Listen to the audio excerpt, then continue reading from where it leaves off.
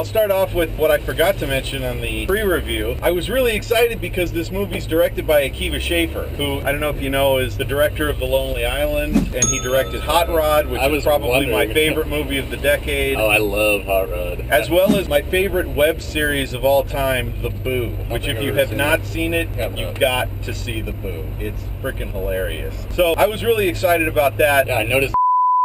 Oh, dude, we totally got to cut that now. Oh, yeah, sorry. Well, I will say this much. You know who the sponsor is in this movie, that's for sure. Yeah. Yeah, at least 3 of them. I can count at least 3 of them that were major, non-stop throughout the whole movie. Budweiser, Costco, and Magnum. Oh, yeah, definitely Magnum. I really, really enjoy Will Forte. Every time he pops up in a movie, I just like watching that guy. I could just sit there and watch an entire movie where he just talks. I love Will Forte. I will say I was really disappointed by how underused Richard Ayoade was in this movie. I expected him to do so much more with him. I guess maybe the script is to blame for that, because his character just didn't have enough to do. But that really bummed me out, because I'm a fan of the guy. I want to see him more in American movies, and I just felt like he didn't get used properly in this. Yeah, I agree. He was good for what he was doing, but there just wasn't much. I think he's funnier than that, because I've seen him in other TV series, and he's a pretty funny guy. Some of the funniest lines in the movie were his, and there just wasn't very many of them. Yeah, just they were very sporadic and very far apart.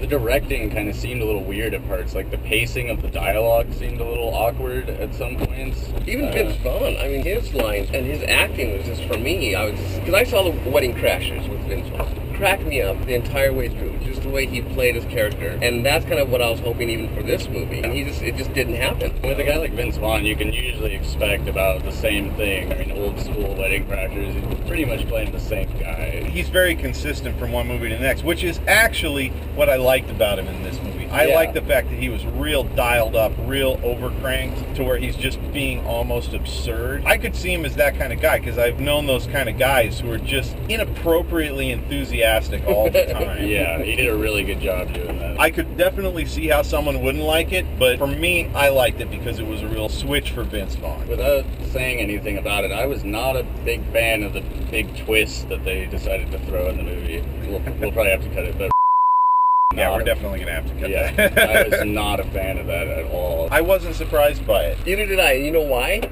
was because... Okay, there's a spoiler omitted right there. Sorry. We have to keep it very vague when we're talking about twists and major plot points, which that was. But no, you're right. Like, it was almost too obvious. The twist was just set up a little too clearly. But I really enjoyed the relationships between the characters. This is a very broad comedy. It's not like it's subtle in any kind of a way. And so you're dealing with these very exaggerated characters and the way they interact with each other. And I thought it was fun. The father-daughter thing that was going on, Vince Vaughn, and then Jonah Hill, I ended up enjoying him, much to my surprise. Yeah. Well, usually he's kind of like in the forefront. All the directors and stuff want to use him because he's so popular. But in this one, he was kind of back a little bit. I like that, actually. But I gotta say, my favorite character in that entire movie was Billy Crudup's character. It was so bizarre the entire time. Every time he showed up on camera. I completely agree. Billy Crudup stole the scenes he was in. He owned them. Every scene. He's such a bizarre character. I mean, it was a good movie. It wasn't phenomenal. It wasn't great. I had a hard time paying attention. I was watching, I don't know if you guys caught it, but the movie was just boring enough for me to catch the ushers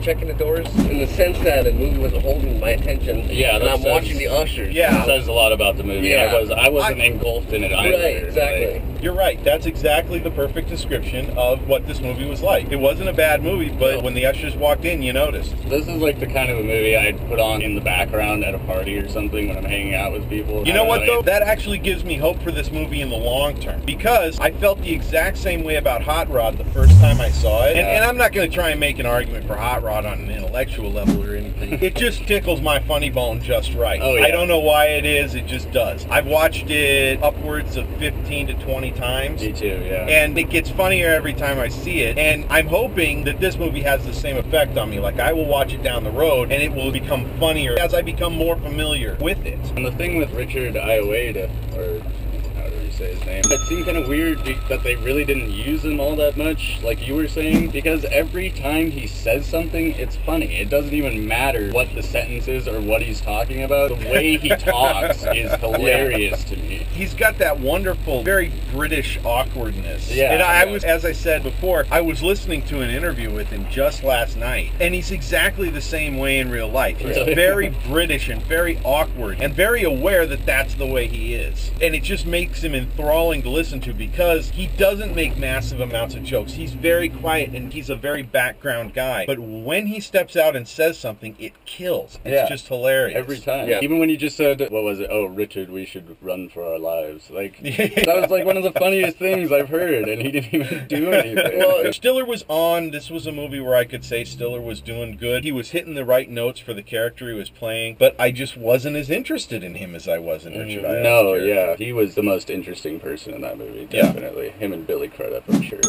I can't get over Billy Crudup. No, you're absolutely right. He's going to be the guy who I keep coming back to when I talk about this movie. Like, and Billy Crudup is amazing. But Ben Stiller was good. I mean, I really liked the whole, like, it was really only towards the beginning of the movie, but his extreme efforts to not seem racist, I thought that was really funny. The scene where he first meets Richard Ayoade character was so funny. But that was an issue, you know, is that there were a lot of potential running jokes set up. I guess running joke is a bad phrase. What I should say is there was character humor that was set up in the beginning that didn't get played out to the end. That was, of course, the most glaring of the issues was Ben Stiller's overcompensation for racism. Yeah, that was one of the funniest things about his character, and it was only really for those, like, 10 minutes of the movie. And having a black guy in there with him the whole time, there were so many opportunities where you could have brought something like that in. Not only just black, but and British. They could have just totally... Oh, yeah. They get on so many places with that. Like, it's just bad writing, it seems like. Just not delving into the characters enough. It's not that the script wasn't funny, the movie was funny, there were good jokes. It's just that it wasn't as good as it could have been. And it had mountains of potential beyond where it went. And the fact that it was rated R, like when you leaned over and said, I didn't realize this movie was rated R. And I didn't either, and that made it a lot funnier. The gloves were really off for a lot of the jokes that they wanted to tell. Yeah, when you put Jonah Hill and Vince Vaughn together in an R-rated movie, I mean, there's so much potential there, and they didn't utilize it. I mean, it's the same thing with Richard Ayoade. They just didn't utilize the comedy they had right in front of them, which was really disappointing. I know we haven't seen the last of Richard Ayoade, though. I'm sure that he's going to be in this decade's great comedy, I'm pretty sure. I really hope so, because he is tragically underused. Let's go down the rating scale. We rate on a scale of 0 to 10, 0 being complete garbage, 10 being a perfect film, 5 being exactly in the middle, no feelings one way or the other. So, Jesse? You know what? I'm going to go with 5.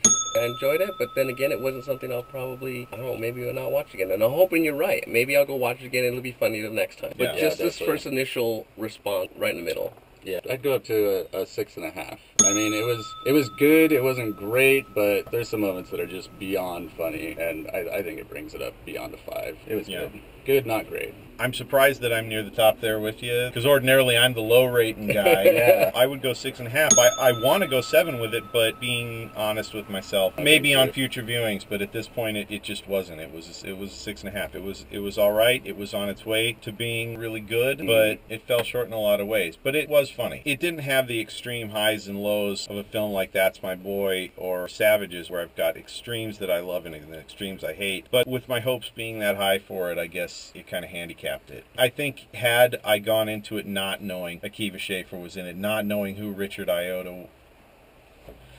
God, now you got me pronouncing his name wrong. I know I'm pronouncing Ayoade. Richard Ayoade. Not knowing who Richard Ayoade was, then maybe my expectations would have been down a little lower. Yeah. You know? But you're right, like highs and lows. I wish there would have been a little bit more of that. It was just kind of the same tonality throughout the whole movie. And that's kind of why I was at my 5. It's not that it wasn't funny. There's funny parts there, but again, it just didn't bring it up, you know, to the point where, like, that was something I think Billy Crudup on his own brings it to a 6.5 for me. Just him being there brings it up past a 5. The rating system is like 5 is no feeling one way or the other, 6 is okay, 7 is solidly good, 8 is very good, 9 is exemplary, and then 10 is completely flawless. Okay, if I had to say, for the comedy, I'll give it a 5.5.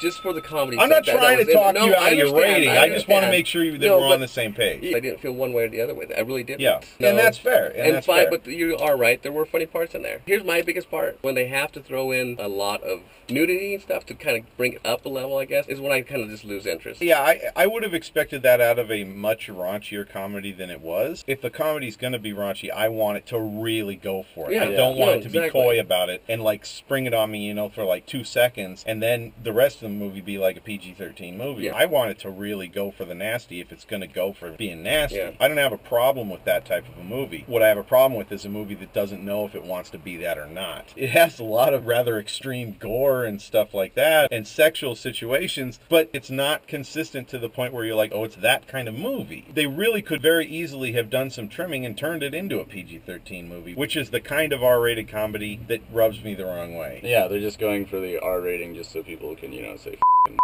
in the movie, Yeah. basically. So yeah, that's another issue on which I was disappointed with the movie too. So yeah, I'm sticking with 6.5. Yeah, me too. I'll give it the 5.5 for the comedy. All right. Other than Another that, half a point. Nice. yeah. All right. I'm gonna be the low rater today. Thanks for watching.